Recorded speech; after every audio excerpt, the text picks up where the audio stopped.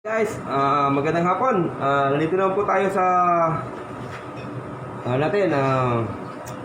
pagtuturo kung paano magluto. Tuturo ko po kayo kung paano magluto ng bigas. Gamit po ang rice cooker. Clear guys. Ito po yun. Kukuha po tayo ng bigas.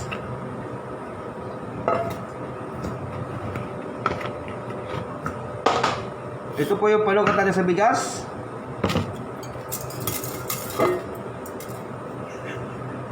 Limang takal lang, limang takal.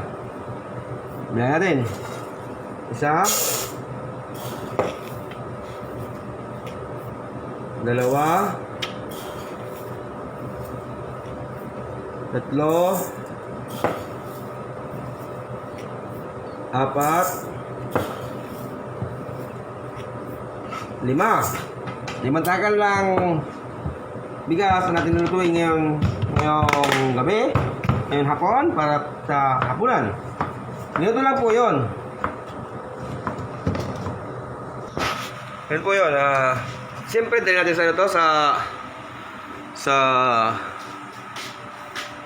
sa Ulit-ulit. gripo. Sa gripo, pala natin ng tubig. Hugasan ng kamay at iwagayway. Patayin ng gripo. Galong-galon lang ang bigas sa tubig para malinis.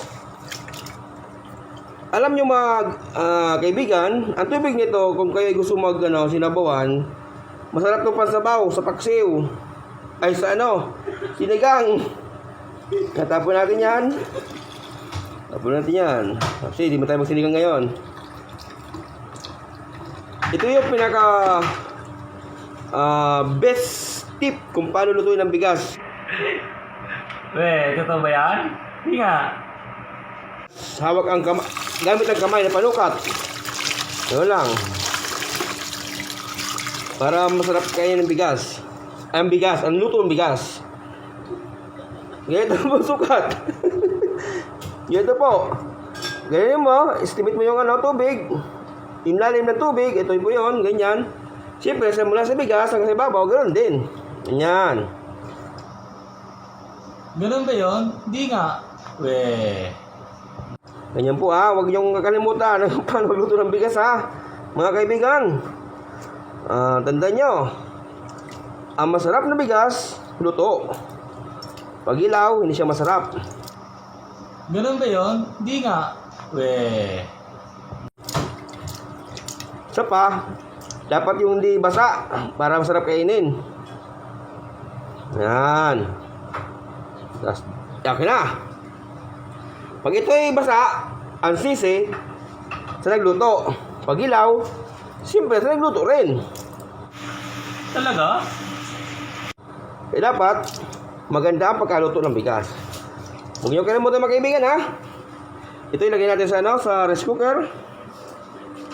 Dapat bago natin ilagay sa rice cooker, siyempre punasan natin yung wet.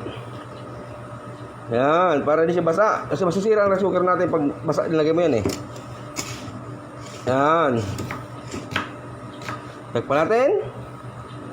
At dalhin na sa lutuan. Sa rice cooker na siya.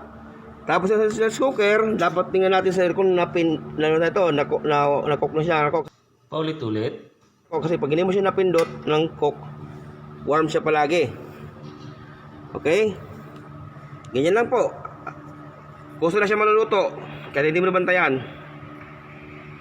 Okay mga kaibigan, maraming salamat po sa inyong pag-antabay ng akin pagtuturo kung paano luto ng bigas.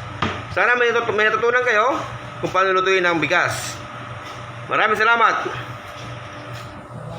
Kabayan, maraming salamat. Kabayan.